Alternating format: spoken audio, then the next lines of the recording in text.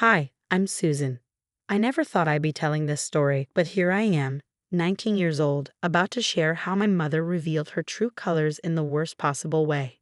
It started with the lumps. Small ones at first, along my neck. I ignored them for weeks, assuming they'd go away.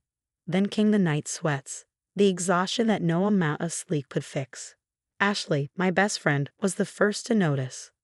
"Girl, you look awful. Have you seen a doctor?" She asked during one of our late-night study sessions.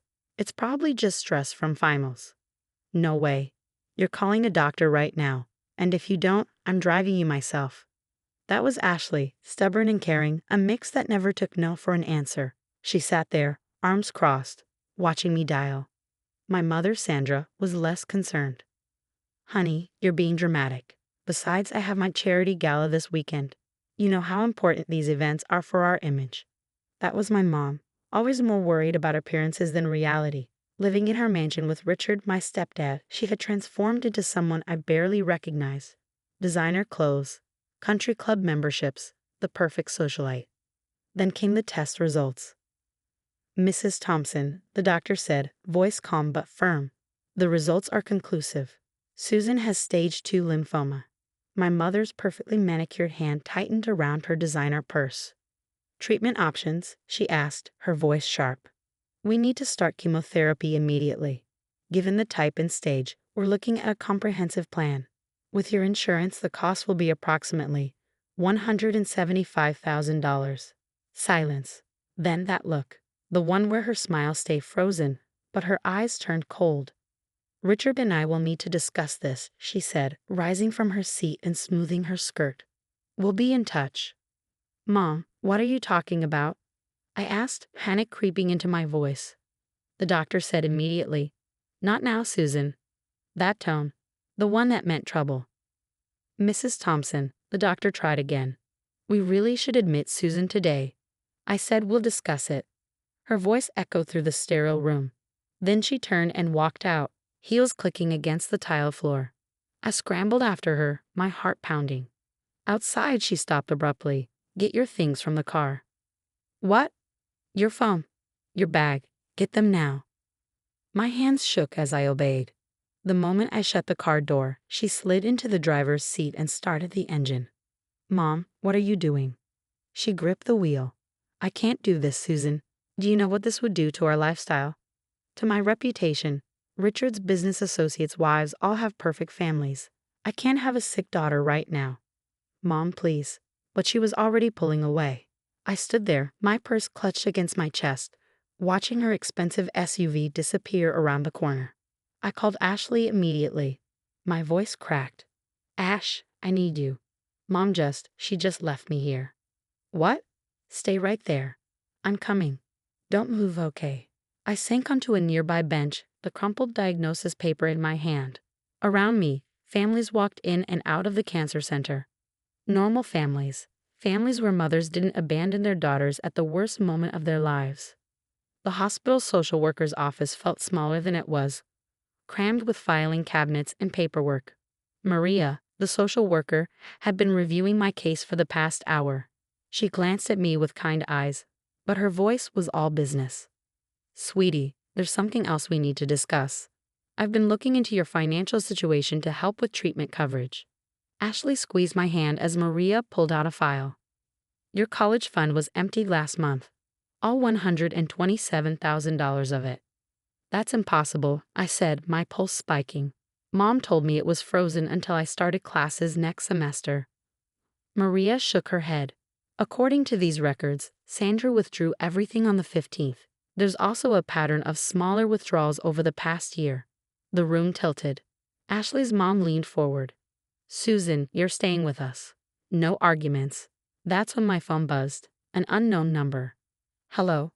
A voice I hadn't heard in years. "Susan, it's Uncle Jake." My mother always called him troubled, told me to keep my distance. Maria tracked me down. "Listen, kiddo, there's something you need to know about your mom." I gripped the phone tighter. "I'm listening." She did the same thing to me. When I was 16, I got sick. Different diagnosis, same story. My mother cleaned out my trust fund, claiming it was for my treatment, but the money never went to hospital bills. Instead, I ended up living with our grandparents, while she went on with her life, like I had never existed. My stomach twisted. What happened to the money? Check your mom's social media, Uncle Jake said over the phone. Look at the dates of the withdrawals from your account. Ashley was already pulling up Instagram. And there it was. Posts lined up perfectly with the dates my college fund had been drained. Mom, lounging at a luxury spa in Switzerland. Mom, on a designer shopping spree. Mom, posing next to a brand new sports car. Self-care journey, the caption read. Ashley zoomed in on another post. That necklace she's wearing, Susan, isn't that the one she said was a family heirloom? I swallowed hard. Yeah. Except according to the caption, she just bought it at Cartier. $40,000 worth of family heirloom. Maria, the social worker, cleared her throat. There's more. I barely had time to process before she slid another file in front of me. Your mother had access to a custodial account set up by your biological father. That's been drained too. My hands clenched into fists. Those funds were supposed to be for emergencies. For something exactly like this. Uncle Jake's voice crackled through the phone. I'm catching the next flight out. Don't let her near any other accounts. Ashley's mom pulled me into a hug. We'll figure this out, sweetheart. The important thing is getting you healthy. The treatment center has financial assistance programs, Maria added, flipping through more papers. And given your mother's documented pattern of financial abuse, we have options for legal recourse. But I barely heard her. I was still staring at my mother's Instagram page. At her carefully curated life, built with stolen money. My money. Money that was supposed to save my life. Uncle Jake, what made her like this? He exhaled heavily. She's always been this way, kiddo. Some people just hide it better than others. But this time, she's not getting away with it. That night, Uncle Jake spread the documents across Ashley's dining room table. Each paper revealed another piece of Mom's twisted history. Look at this, he said grimly. She did the same thing to 3 different relatives. Emptied their accounts, disappeared, then showed up years later like nothing happened. Ashley recorded everything on her phone. The dates matched perfectly with her social media posts. Every time she drained an account, she went on these crazy shopping sprees. And then my phone started buzzing. Texts. Calls. Mom. Now that the local news had picked up the story, mother abandoned sick daughter at cancer center. She was desperate to fix things. Sweetheart, you're making our family look terrible. Just come home and we'll sort this out. Can't we just move past this unfortunate misunderstanding?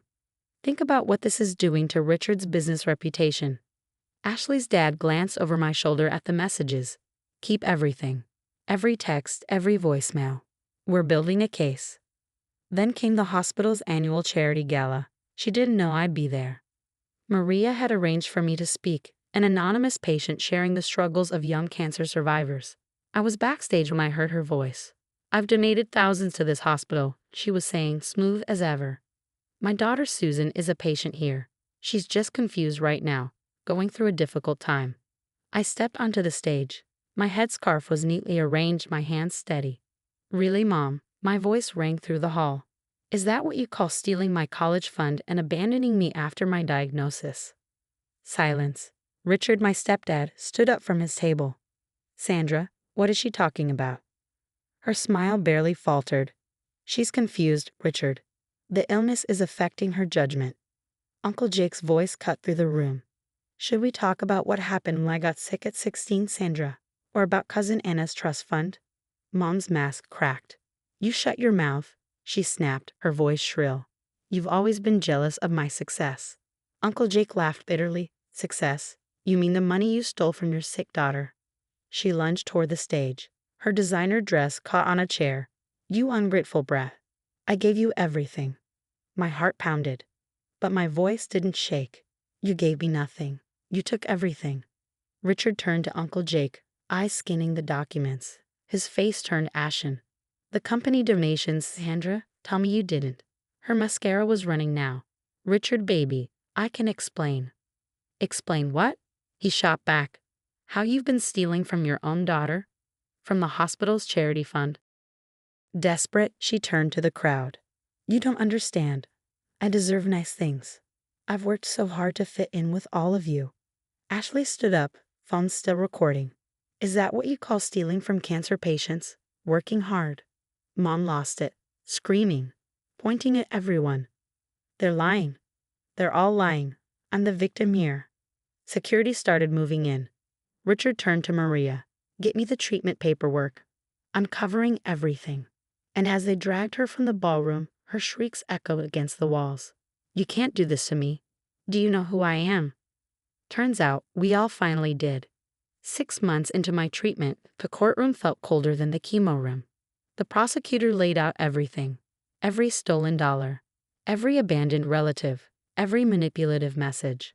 Mom sat at the defense table in last season's clothes, looking smaller without her usual designer labels. The defendant showed a clear pattern of financial exploitation, the prosecutor stated, targeting Miss Thompson during her medical crisis. Under state law, her daughter's cancer-related dependency classifies this as elder abuse despite her young age. The evidence was overwhelming.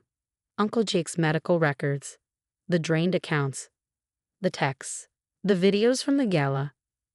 Mom's old country club friends whispered in the gallery, watching their former queen bee fall from grace. In light of the defendant's actions, the prosecutor finished, we're seeking the maximum penalty. Richard testified about the missing charity funds. And Mom? She just sat there, silent. For the first time in her life, she had nothing left to say. She didn't just steal from me. She stole from other cancer patients through our foundation. Mom's lawyer scrambled for damage control. My client was simply maintaining her family's standard of living by stealing her daughter's cancer treatment money. The judge wasn't having it. The verdict came fast. Guilty, on all counts. Mom's perfectly styled hair couldn't hide her shock when they led her away in handcuffs. Outside the courthouse, Richard handed me a folder.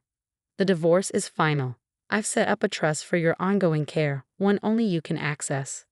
3 more months of treatment followed. But this time, something was different. I had real support. Ashley and her family, Uncle Jake, Richard. Even my nurses celebrated each small victory. And then came the day we'd been waiting for. My scan results were clear. No sign of cancer. We planned a small celebration at Ashley's house. Nothing big, just my real family. The people who had stood by me. That's when Mom showed up. Fresh out on bail pending appeal, wearing a knockoff designer dress. I'm here to celebrate my daughter's recovery. Ashley's dad stepped in. Sandra, you need to leave. She scoffed. You can't keep me from my own daughter's party. I'm her mother. Uncle Jake's voice was ice. A mother who stole her daughter's cancer treatment money. Her eyes darted between us.